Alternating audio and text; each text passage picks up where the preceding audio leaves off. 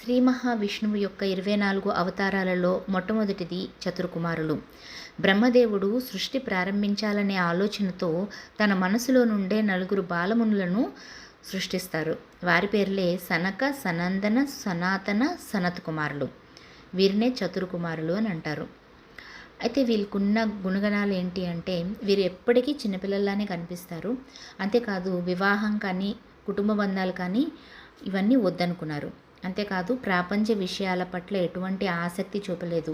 ఎప్పుడూ వాళ్ళు తపస్సు ధ్యానంలోనే ఉంటూ జీవితం గడుపుతూ ఉండేవారు. అయితే ఒకసారి భగవంతుని దర్శనం చేసుకోవాలి అని చెప్పని వైకుంఠ లోకానికి వెళ్తారు. అక్కడ జయ విజయాలనే ద్వారపాలకులు వీళ్ళని చిన్నపిల్లలుగా భావించి లోపలికి వెళ్లకుండా అడ్డుకుంటారు. ఎప్పుడైతే అలా చేశారో వీరికి కోపం వచ్చి శపిస్తారు. మీరు భూమండలంలో 3 పుట్టలుగా రాక్షసులుగా జన్మిస్తారు అని. బయట ఏదో అలజడి అవుతుంది అని తెలుసుకున్న విష్ణుమూర్తి బయటకు వచ్చి చూసేసరికి ఈ చతుర్కుమారులు ఉంటారు. వారికి నమస్కరించి జరిగిందంతా తెలుసుకొని శాపం వెనక్కి తీసుకోమని అడుగుతారు. కానీ అలా కుదరకపోవడంతో విష్ణుమూర్తి ఒక వరంని ప్రసాదిస్తారు జయ విజయులకి. ఏమనంటే, వారు రాక్షసులుగా జన్మించినా కూడా తన చేతిలోనే మోక్షం పొందుతారు అని. అలా మొదటి జన్మలో జయ విజయులు హిరణ్యాక్ష, హిరణ్యకశిపుగా జన్మిస్తారు. విష్ణువు వరాహ రూపంలో అవతరించి హిరణ్యాక్షుణ్ణి సంహరిస్తారు. అలానే నరసింహ రూపంలో అవతరించి హిరణ్యకశిపుణ్ణి సంహరిస్తారు.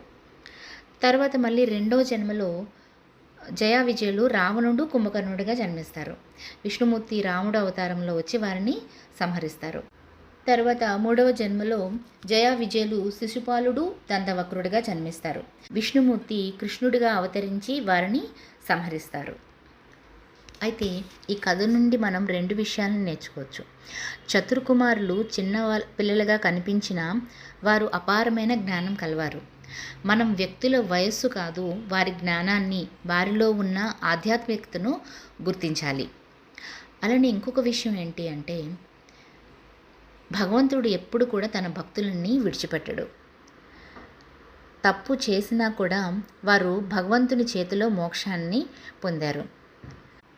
మన జీవితంలో తెలుసో తెలియకో పొరపాట్లు జరుగుతూ ఉన్నా భక్తి మార్గంలో మనం నడిచినట్లయితే మోక్షం సాధించవచ్చు.